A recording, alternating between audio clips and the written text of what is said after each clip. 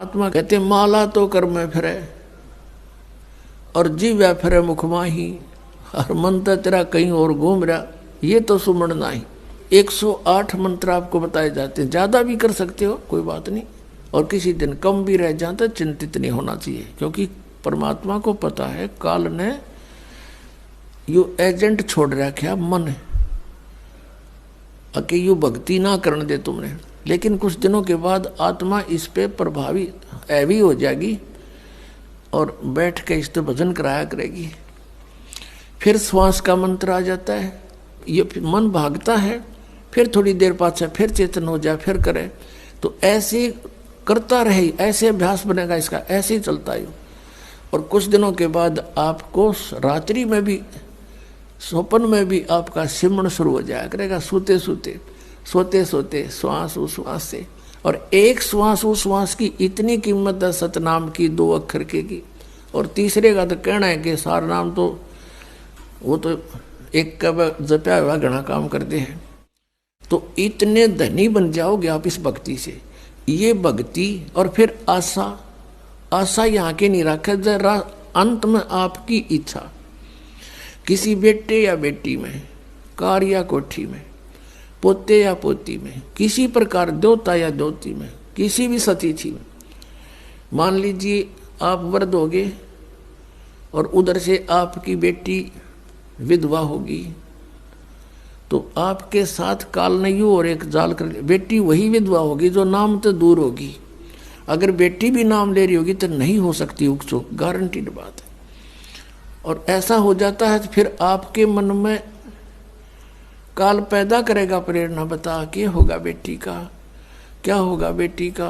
वह बेटी महात्मा रह जाएगी, फिर वहीं की से पशु बनकर वहीं फिर हल खींच रहा होगा। एक किसान था,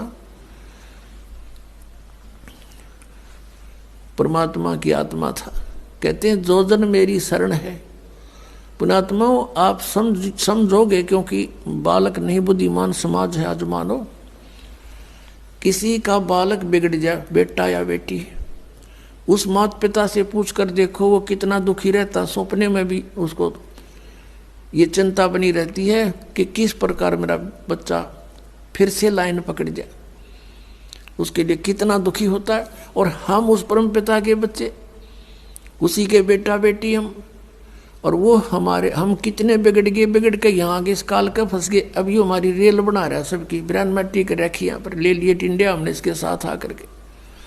लेकिन वो कहते हैं ना माता पिता बुरे नहीं हो सकते, बेटा बेटी वैसे 100 गलती करते हैं। अब उसी विधान से वो हमारा पीछे फिर रहा है। परमात्मा कहते हैं कि जो जन मेरी शरण है, एक बार भी किसी युग में ये भोली आत्मा मालिक से टच होगी, कभी उसके भेजे हुए दास से कभी उपदेश ले लिया, तो फिर वो रह भी गया यहाँ पर, फिर भी मालिक उसके पीछे पीछे फिरता, कभी इसने सद्बुद्धि आ जा, किसी प्रकार फिर से ये लाइन पकड़ दे।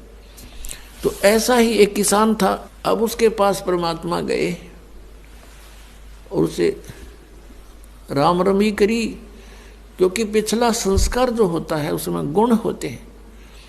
उस किसान ने कहा आओ महाराज, आओ बैठो, भोजन पाओ महाराज, दूध लाओ रे तेरे चाचा महाराज खातिर दूध लाओ, बहुत सेवा करी। अब परमात्मा ने कहा, भक्त कहा चौधरी साहब कुछ भक्ति भी कराया करो। बोला जी भक्ति करा हम खूब है। क्या करते हो? शिव जी भगवान का जल चढ़ा जा और श्याम जी की पूजा करते हैं, 8 ने पूड़े तार लिया, 2 ने खीर बना ले, और कभी कभी गंगा स्नान भी करके आते हैं। परमात्मा लगे उन्हें समझान, काफी देर तक सत्संग किया, समझाया। अब पुण्यात्मा थी काफी प्रेरित हुआ, अक महाराज बात तो सच्ची कहो तुम। कहा फिर उपदेश ले लो भाई। अकना अभी नहीं, अभी तो बालक छोटे छोटे हैं, इनको कुछ इनकी विवाह कर दूं और ये काम संभालने जोगे हो जा महाराज जी, फिर पक्का नाम ले लूंगा। परमात्मा चले गए, साधु रूप में थे। बालक भी विवाह कर दिया बच्चों का, वो सारा कारोबार भी संभाल रहे हैं और पोता पोती भी हो रहे हैं। तब परमात्मा गए, अक भाई भगत अब तो आजा मेरी शरण में। ने बोला महाराज जी तू अच्छा पीछे पड़ा मेरे, छोटे छोटे पोता पोती हैं, बच्चे खेतों में काम करें, इन बालका ने कौन खिलावेगा। इब नहीं माड़े ये बालक ठीक हो लेने दे, पोते पोती माड़े बड़े हो जा थोड़े से फिर आना। अब वो फिर गए परमात्मा, 5-7 वर्ष के बाद बूढ़े की टिकट कटी पाई, वो मर लिया। अब क्या देखा कि वही व्यक्ति अपने ही घर में बैल बनकर आ रहा है और पुत्र उसने हड़ में जोड़ रहे। वहां पहुंचे परमात्मा। अब वो बच्चे जाने थे महाराज को कि आओ महाराज जी आगे। कहा गया भाई, बोला भाई डटिए, एक बार 2 बात कर लो तेरे पिताजी ते। वो बच्चा बोला जी पिताजी की तो मृत्यु हो ली। बोला भाई, वो परमात्मा बोले मुझे मालूम है। अब उस बैल के पास गया, कान में कुछ मंत्र से बोले। वो उसने तो मंत्र लागे थे, परमात्मा उसकी भाषा में बोल रहा था। तो बैल ने अंदर से बोल तो वो नहीं सके था, अंदर की भाषा भी जानते हैं मालिक।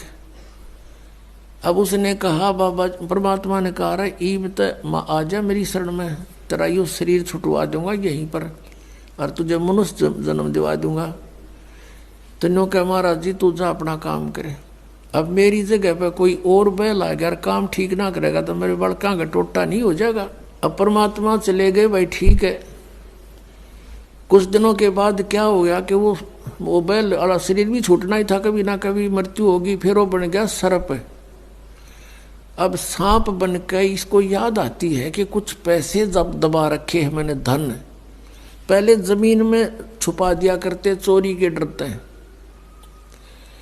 चांदी के सिक्के, सोने के जेवरात, आभूषण जमीन में दाब दिया करते। बूढ़ा मर जा बतान पावे को नहीं, फिर वो सर्प बन के आया करे ना, रह गए उड़ा कहे हमारा सर्प आवे है। वो सर्प थारा है कि में लग गया होगा पिछला संस्कारी को, दाब रहा होगा 500-200 रुपये की तक कौन में उन्हें ढूंढता फिर। अब वो सर्प बन के आ गया। वो जो ही सर्प बन के घर में घुसा, बच्चा ने पता लग गया, उसके मारे लठ वो डंडे डंडे मारने लगे। इतने मोरी में के निकल के और बाहर उसका जंगल सा था, उसमें खिसक गया और वहां पड़ा पड़ा कर रहा है सांप। अच्छे डंडे लाग रहे, उसकी सांकड़ी गई टूट। तो परमात्मा आए और वहां बैठ के न बोले सुना भगती अब के सलाह तेरी। ने बोला जी ले लो शरण में। ने बोला वे शरण मत आया पर सांकड़ी तोड़वा का आया। तो अब परमात्मा कहते हैं जहां आसाता बासा हुई और मन कर्म वचन